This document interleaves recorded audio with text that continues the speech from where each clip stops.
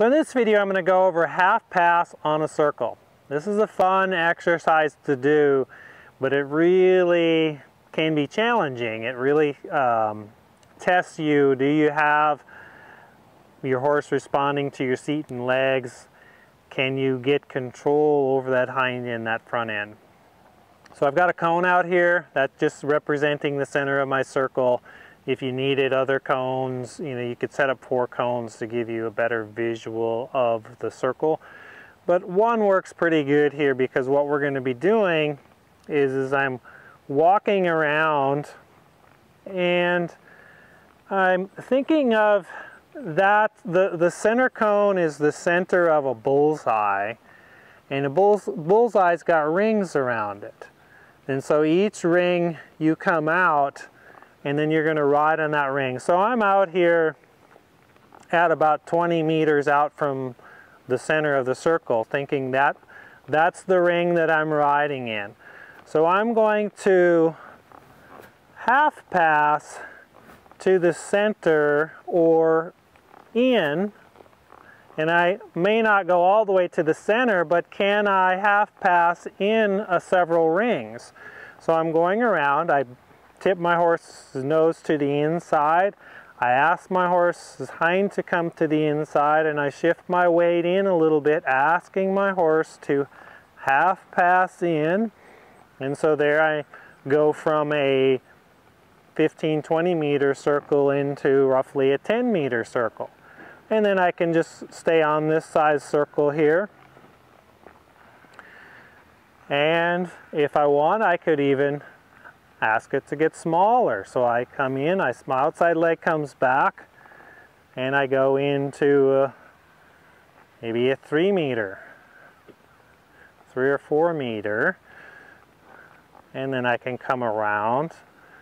Now if I wanted to do a walk pirouette, I could even go smaller. So I ask the hind to come in, and then I'm just going to pirouette around. So she needs to keep the hind end activated there too, going around the cone, and that's pretty good. So then that's, I'm just showing you where this can lead into. If you get small enough, you can eventually turn it into a pirouette. That's kind of another video of playing with that, but that's the idea. So you're going to come in at the walk here, you can get fairly small. Now I'm walking this size circle here, and now I'm going to half pass out. So I'm going to change the bend to the outside, and I may put her in a little bit of a haunches out. So I'm on that circle in a little bit of a haunches out, and now I'm going to shift my weight, asking her to half pass out. And it's not a straight sideways. We're not full passing out, we're half passing, and half pass you go off at a diagonal. So I'm going out, so there's still some forward movement. So if I'm walking, we're bent to the outside, I'm heading off at a diagonal out there. And going to the outside, the horse really has to start coming across with the outside hind, really stepping up and underneath. And then I go a few rings out, and then I'm on this size circle. And I can choose to either go out, or I'll change the bend back to the inside. Outside leg comes back.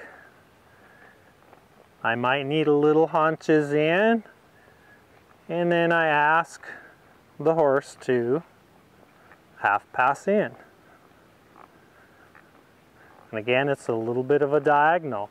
So I'm going off that direction there, like 30, 45 degrees. And then once I go in, then I ride that circle for a bit. And if I want to go in some more, again, my outside leg comes back. And maybe you need to put them in a little bit of a haunches in before you ask for a half pass. And then I slowly come in, and that's small enough there. If I start getting smaller than, let's say, a 3 or 4 meter circle, then it turns more into a pirouette. And so that's pretty nice there. I'll go back the other way, and you can do both directions here at the walk. You get the idea there. I'll pick up the trot and do the same thing here at the trot. It's just the faster you go, the higher the gait, the bigger the circles you're going to do. So I'm at a 10-meter circle here, and I'm going to bend to the outside, put her in a little bit of a haunches out.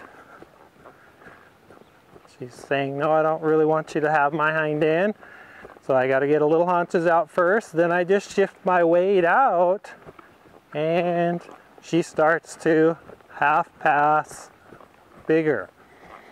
Now I'm out here on a 20-meter, I change the bend to the inside, put her in a little bit of a haunches in, outside leg comes back, and then I look to a smaller circle, half pass in, and then I'll ride that circle. And then I may go in just a little bit more and ride that circle. And then if I want to go out, I change the bend to the outside, little haunches out, and ask her to half pass out. And this is a great exercise because they really have to cross over with the hind. They're already doing a little bit just because it's a circle, but if I come in, she's having to step into the circle, making it smaller. She's bent to the inside, then she actually has to come in and around. Yeah, now back to that size circle. Leave it at that.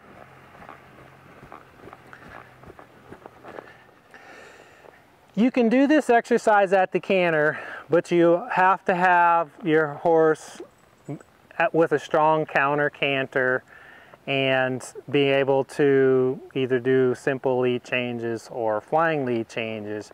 So it's a much more difficult thing to do at the canter, because if you're going out, they're going to have to be on the counter canter as you go out, and then change leads and then come back in. So it's not that you can't do it, it's just your horse has to be a lot more advanced. We're not even really to that point yet. I could do some canter in, but to do some counter canter in a half pass, that would be pretty challenging.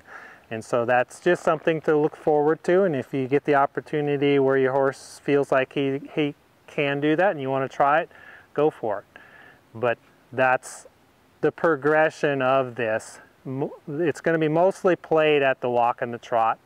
This can build up to your walk pirouettes, and your cantering in can eventually build into your pirouette. And I'll just show you what I got. We'll just do a little bit of that. We can go from a big circle to the inside. So I'm cantering around to get her nice and soft, put her in a little bit of a haunches in, and then I'm just going to come on in. And I'm going to go to that size and leave her there, because if I go any smaller, she can't handle it. So what you can do to start with is I can do a half pass in and I can do a leg yield out. That's a great place to start. And then I can half pass in. So how small of a circle can she do without falling apart? So that's about it. Hold her there for a little bit, and then I can go bigger. Yeah, I'm pretty happy with that. Because that's a really good strengthening exercise. You come down on the circle, how small can you make it? or how small can they handle. If you get too small, they're going to fall apart because they don't have enough strength and suppleness to hold themselves together. So don't take it too small, but small enough where it starts to challenge them a bit, strengthen them, and then go back bigger. The bigger is kind of a reward. So you can half pass in, leg yield out. It's a great place to start. And then one day you can half pass in, lead change out, and half pass out. So hope that helps you out. If you have any questions or comments, leave them in the section below. I'd love to hear what you have to say about this, and we'll see you in the next video.